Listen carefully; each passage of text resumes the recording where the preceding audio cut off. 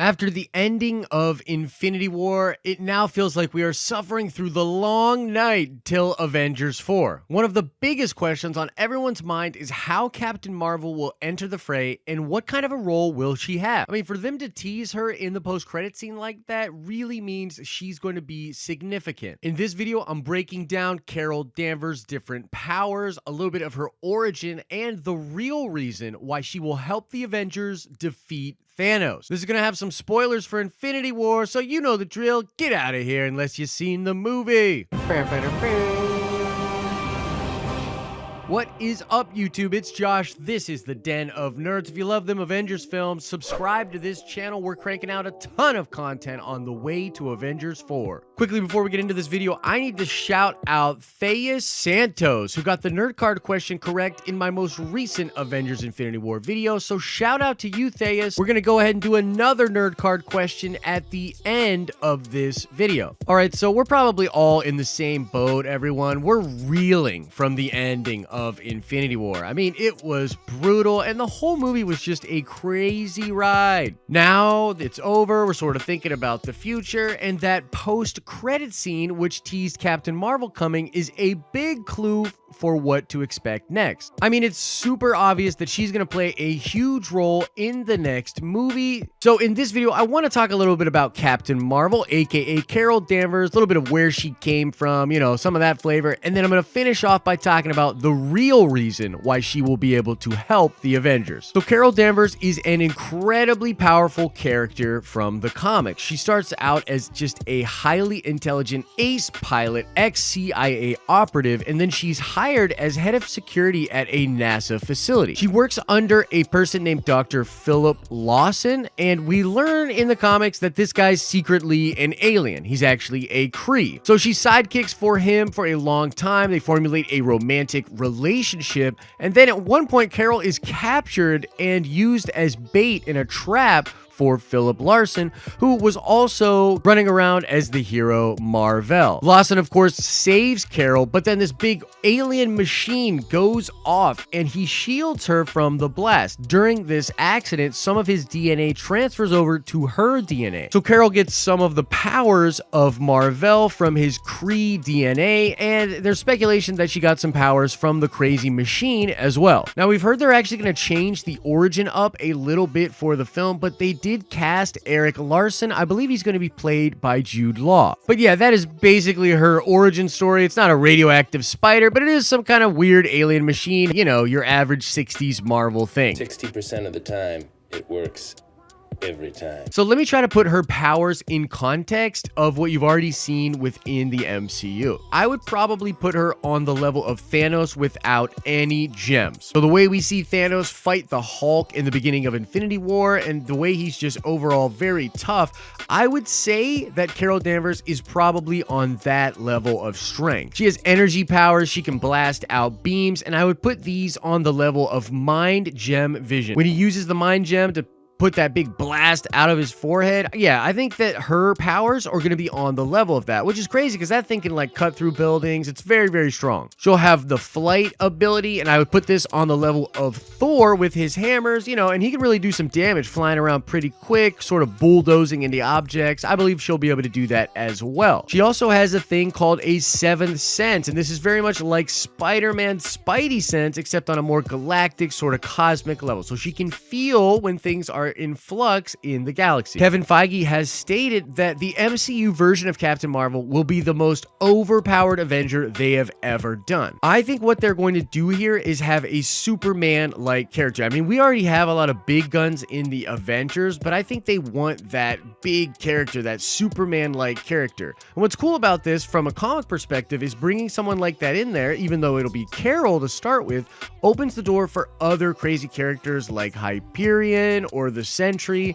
or some of my favorite just godlike characters. So yeah, we're getting our first OP god status Avenger. She also has another crazy ability, and this is where she sort of hulks out or goes into binary form. At one point in the comics, Carol Danvers, who is gallivanting as a hero at this point, she gets hit with an evolutionary ray, which wakes up some of her latent abilities. It is said that in binary form, she has the power of a white hole, which is like a black hole, but like for the universe, and has to do with like crazy crazy cosmic level entropy. I don't know, just think of it as a way stronger black hole. So she's very strong. When she is in the binary form, she amplifies her already crazy powers by at least 100-fold. So it'll be interesting for me to see when Kevin Feige says she's the most OP, is he talking about her in like first form, or is he talking about her when she goes into binary form? Either way, I guess what I'm saying is I'm really hoping we get that binary form. That is a really dope thing from the comics. Would love to see it on the silver screen. By the way, I want to side Akbar here. I was recently on a podcast with ESPN personalities Outsider Mike. I'll link that podcast in the description below, but I was asked about Captain Marvel, Avengers 4. We did some long form talks. You might want to go check that out for more of my,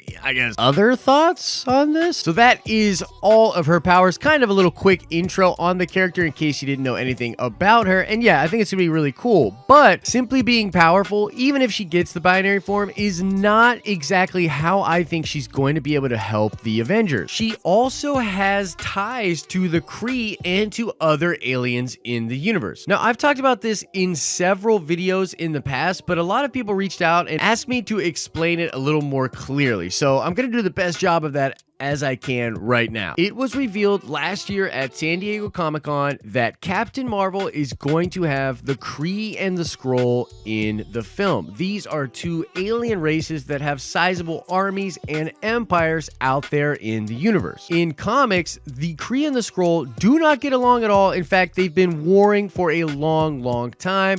There are various times in comic where that conflict stirs up again. The Kree-Skrull War is a huge event from back in the day, old school Marvel comics. We've actually already seen the Kree before in the MCU in both Agents of S.H.I.E.L.D. and the Guardians of the Galaxy movie. Oh, quick side note here, Ronan the Accuser is going to be in the Captain Marvel movie, and I'm super pumped for that. Loved that character. The Guardians movies themselves actually showcase this vast universe. They start showing us these different worlds, different races. There's Xandar, there's Nowhere, all sorts of other places in the galaxy where people and different races mingle. All of these different places have been affected by the snap that Thanos does at the end of Infinity War. So all of these different groups of aliens, and really what's important to my point here is the Kree and the Skrull, all of them have had their populations wiped out. They have had half of the people of their race destroyed. In the comic books, after Thanos snaps his fingers and half the life in the universe disappears, a lot of different people notice. This includes cosmic entities and Adam Warlock, who in the comics goes around recruiting different heroes and entities and powerful armies to help out and try to defeat Thanos. Depending on what will happen in the Captain Marvel movie, Carol will be known by all of the different alien races that are in the MCU. So she will be able to introduce the remaining Avengers to these alien empires. I think she is going to take the place of the Adam Warlock role from the comics, and she will be the main person putting together the intergalactic team which will go to take on Thanos. So why do I think all of this is going to happen, and why do I think I know where they are going with this? Well, it all has to do with a comic book event called Infinity. Infinity is a Jonathan Hickman story, and it has partially been adapted in Infinity War. The Black Order, which were referred to as the Children of Thanos, yeah, those characters like Ebony Maw, Proxima Midnight, Corvus Glaive, and Black Dwarf, those characters are from Infinity. The showdown with the Outriders in Wakanda, that's also from Infinity. So I believe that the Russo brothers and the team over at Marvel Studios is taking things from Jonathan Hickman comics and adapting them alongside with old comic book stories. So they're taking the Jim Starlin Thanos stuff, and they are also taking elements of newer Jonathan Hickman stuff. Now, if you follow that line of thinking, there was something else that happened in Infinity, which I think can match up with something that happened in the old comic books. This is the fact that Captain America and the Avengers literally joined forces with the Kree and the Skrull and the Shi'ar and different aliens out there in the universe, and they form a coalition, an armada, and they go attack a shared enemy. This was a big deal because a lot of these different races were beefing. I mean, the Kree and the Skrull really don't like each other. None of them really like Earth at this point,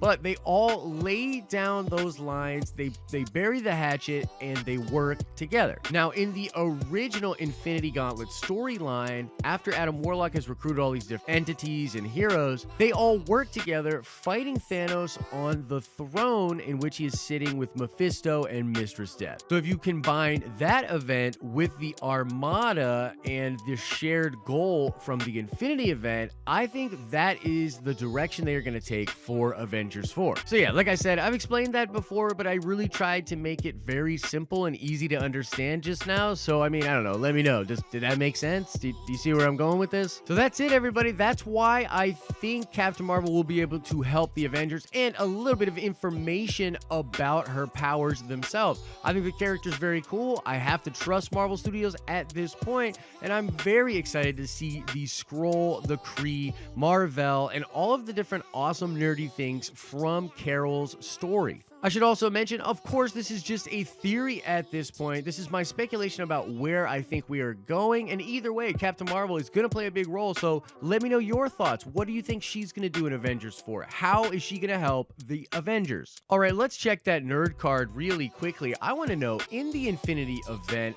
why was that Armada put together? They were actually not going to fight Thanos. They were going to fight something else. What were all of the heroes and aliens going to go confront in the Infinity event? Answer that question in the comment section below. You can click below to watch more dope videos. You can click our icon to subscribe to get all of our future content. As I always say, I hope you are having an awesome and nerdy day, and I will see you in the next video.